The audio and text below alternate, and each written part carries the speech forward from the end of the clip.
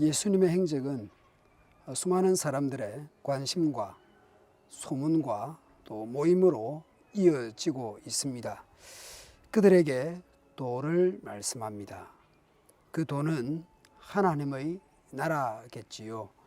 마가는 많은 사람들 그 구성원이나 또 그 도에 대한 내용보다는 한 중풍병자의 나음을 입는 것을 이렇게 자세히 우리에게 알려주고 있습니다. 2장 3절에 보면 사람들이 한 중풍병자를 4사람에게 메워 가지고 말씀합니다. 사람들이 4사람에게 한 중풍병자를 메워 가지고 예수님 가까이 데리고 가려고 했습니다. 그러나 너무나 많은 사람들로 접근이 불가능하자 지붕을 뚫고 중풍병자를 데리고 갑니다. 대단합니다. 지붕이 오늘날 콘크리트 구조의 집은 아니었습니다. 집과 흙을 재료로 지은 집이었습니다. 그리고 지붕으로 올라가는 계단도 있었습니다. 그렇더라도 그 지붕을 헐어서 중풍병자를 예수님 가까이 다가갑니다. 예산일이 아닌 거죠. 이 병자가 나을지 말지, 그 집 주인이 어떻게 나올지, 또 집 앞에 있는 많은 사람들이 어떻게 반응할지 고민을 했을지 모릅니다. 그러나 그 모든 것을 뒤로하고 오직 예수님께로 나아갑니다. 예수님의 첫 반응은 이것입니다. 예수께서 그들의 믿음을 보시고 중풍병자를 메고 4명만 해당될까요?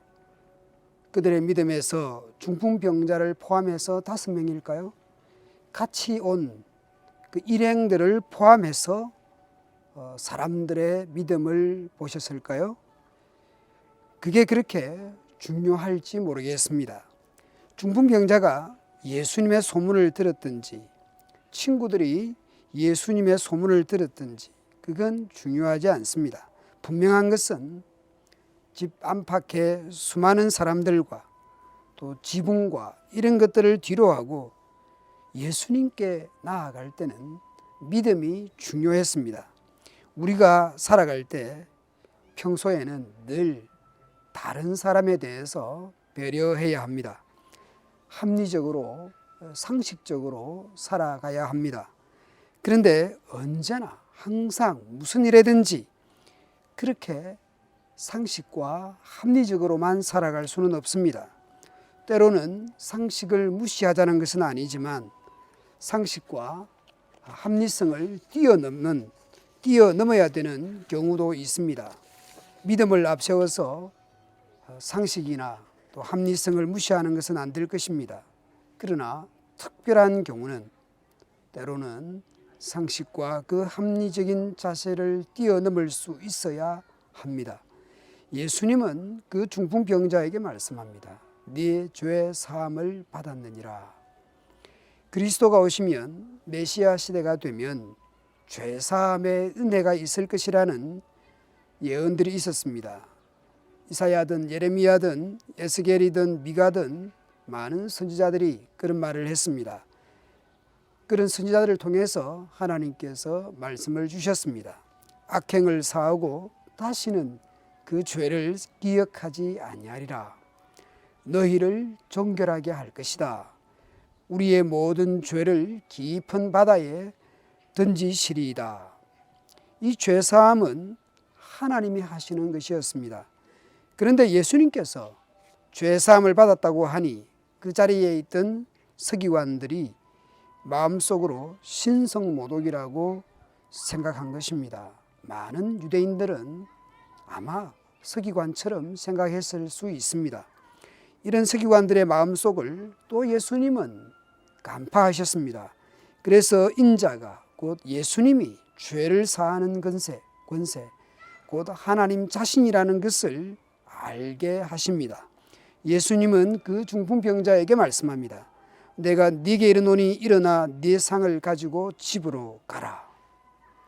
예수님은 이 중풍병자를 고치실 수도 있고 죄를 사하는 권세도 있는 하나님의 아들 그리스도 예수 복음이신 겁니다. 그러자 이 중풍병자가 즉시 일어나 상을 가지고 모든 사람 앞에서 나갑니다. 그 중풍병자가 들어올 때는 4사람에게 매여서 왔습니다. 지붕을 뚫고 돌아왔습니다. 그런데 나갈 때는 그 침상을 가지고 사람들 사이로 나갑니다. 꽉 차 있던 인파들이 아마 둘로 나누어지면서 길을 터 주었을 것입니다. 그러면서 모든 시선이 중풍병자에게로 향했을 것입니다. 그리고 사람들의 반응이 기록되어 있습니다. 다 놀라 하나님께 영광을 돌리며 이르되 우리가 이런 일을 도무지 보지 못하였다.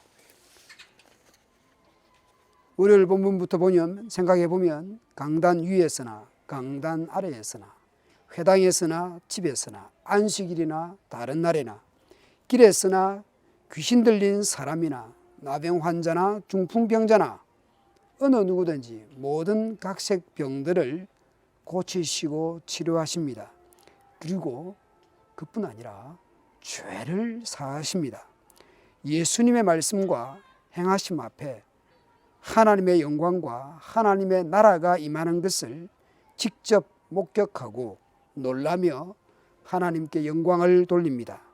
예수님의 소문을 듣고 몰려든 수많은 사람들도 유석거리였을 것입니다. 그렇게 많은 사람이 모였던 적이 있었던가? 아니, 남의 집에 지붕을 뚫었다고? 그런 것도 다 놀라운 유석거리였을 것입니다. 마가의 초점은 그런 주변적인 것이 아니라 예수님이 어떤 분인가, 예수님이 누구신가 라는 것을 로마의 박해와 고난 가운데 있었던 주님의 백성들에게 그리고 오늘날 우리에게 마가는 알려주고 있습니다. 오늘 우리는 믿음으로 하나님께로 예수님께로 나아가고 있는지, 중풍병자가 만났던 그 예수님을 오늘 나는 어떻게 바라보고 있는지, 내 죄의 사함을 받았느니라 라는 그 말씀을 우리는 듣고 있는지, 그냥 상식과 합리성으로만 그렇게 살아가고 있는지, 모든 어려운 환경을 뛰어넘어 예수님께로 직진하는 우리 자신인지를 살피는 이 아침이 되어야 하겠습니다.